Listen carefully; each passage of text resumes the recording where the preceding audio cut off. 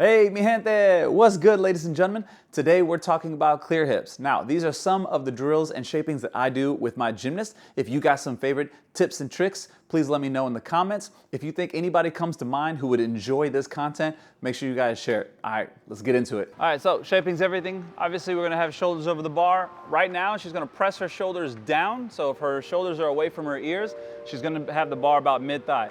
Relax your shoulders. This is where we are for casts and compressions. We want our shoulders up by our ears and then press down for mid-thigh. Clear hip, press down, and then back up. There we go, good. We're gonna keep our thighs to bar. We'll drop down into that inverted position. And then from here, I'm gonna grab the back of her ankles and the back of her shoulder. She's gonna keep her butt engaged, lifting her back, letting her hands shift late so that she's gonna stay in this rounded position. Once I do that a couple times nice and slow, then we'll go all the way around the bar, one speed. And one bent arms. So instead of allowing her wrist to shift, she instead wanted to bend her arms. And we just want to think only wrist as well. Not bad. You feel like you're losing that bar a little bit? Let's go. That's all right. We're getting extra work in. Do it again. Press down. Better job. Good. Press down and drop. Not bad. And if you start to come off the bar a little bit, that's okay. That's a good little swooping motion. Go ahead. We want to feel that speed. So as a coach, I'm gonna try to push her thighs into bar, but it's okay if she starts to feel that coming away from bar sensation. Nicely done, good, good, drop. Not bad. Now, if that bar goes down to our knees, that means we're doing more from our core than from our ribs. I just want my ribs to come in. Drop back. So if they go from their core too much, what ends up happening is that instead of pressing down, ribs in, they end up doing an extra crunch, and so now the bar is down by their knees, and we don't want that. Press back. Round shift, nice job. So for the clear hip, we obviously are pressing down on the bar, so now we're gonna go up against the wall. You can do this with a coach, you can do this with just one of their partners, whatever you wanna do. We just got some blocks here. She's gonna press down mid-thigh, drop back in a rounded body position, holding that position, and then we're just gonna do 3 or 5 little lever taps. So we're thinking about how to snap our thighs to bar as we're maintaining that pressure back on the blocks, keeping our rounded shape. Nice. If you have a bounce bar around, you don't have to actually have a bounce bar. You can just kind of do this as a coach and you can spot them through it, but we've got one. So they're gonna go into an inverted candlestick position, drop down, staying hollow, keeping their butt engaged, core engaged, and snapping back up underneath it.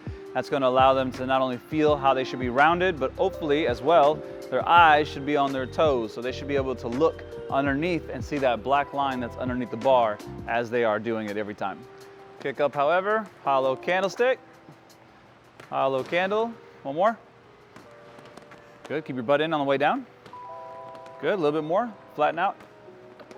Nice, eyes on toes. See that black line under the bar? Nice. Good, squeeze your butt on the way down so you don't pike. Flatten out a little bit more. Good job.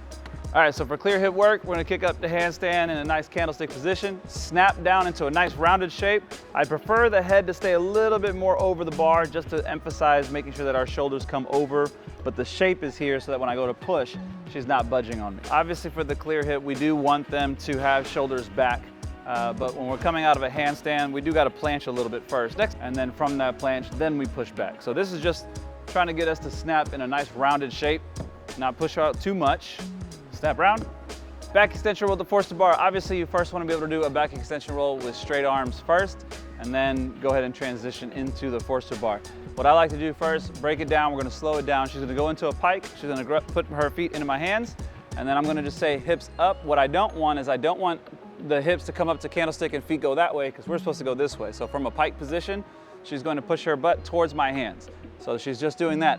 Do 2 or 3 of those just so she gets the idea of how to pop back up.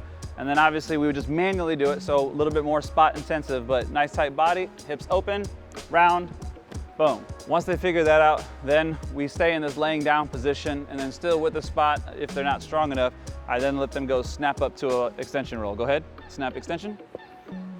And then that's obviously pretty simple for her, and then once we get to that point, we do the actual thing. So we'll sit in a pike position. I prefer to not do it from standing. I wanna actually take away the momentum. So I'd rather just do it from a sit position. So now she's gonna go from a sit position, pike, go ahead, back extension, round, angry kitty position. So now obviously we do the exact same thing, but now we're doing it on the floor. Go ahead.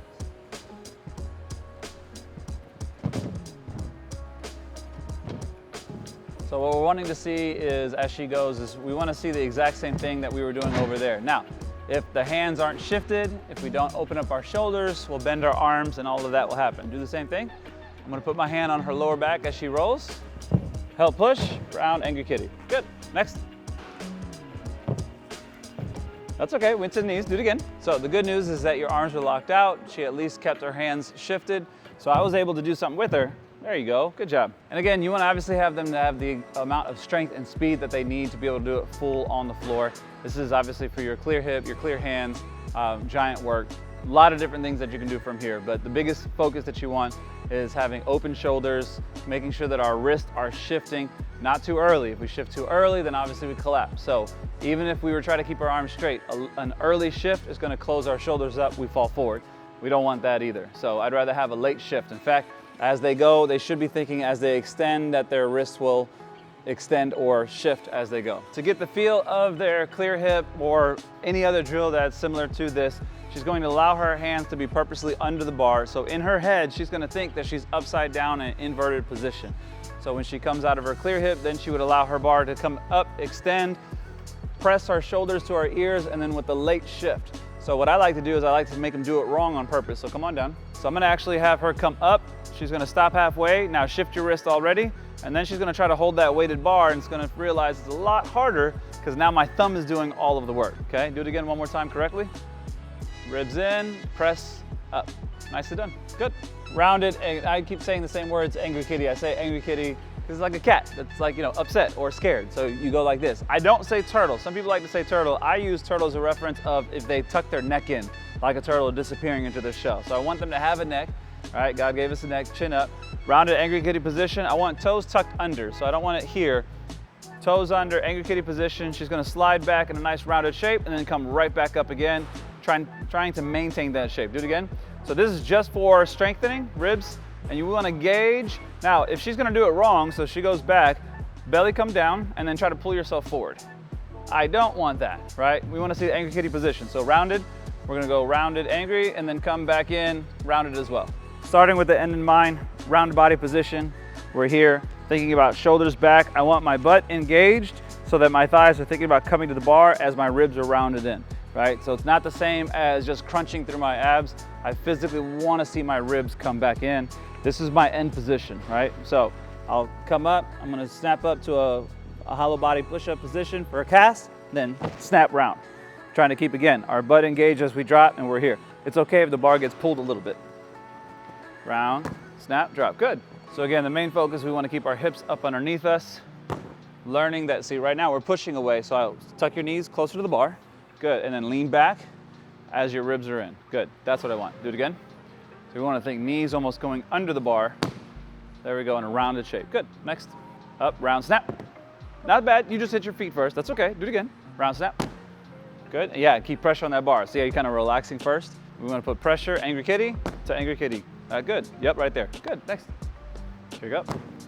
Good, don't go, no turtle. Yeah, there you go. Because remember, we want to press our shoulders down. We don't want to up to do clear hips. Bar down.